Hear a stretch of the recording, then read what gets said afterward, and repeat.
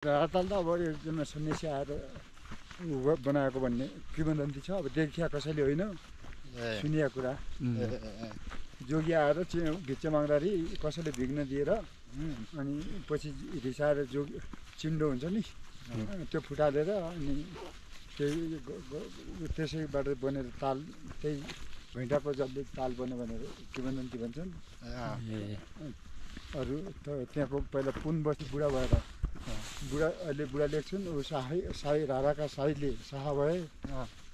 रारा जोगी दलबाट राराबाट महेन्द्र ताल हुँदै अब अहिले पहिला चाहिँ जोगी त सुरु जमाना त्यही सन्यासीले बनाएको भने त्यस पछाडि चाहिँ महेन्द्र राताले नै रारा द चाहिँ कसले भने है ठकुरले।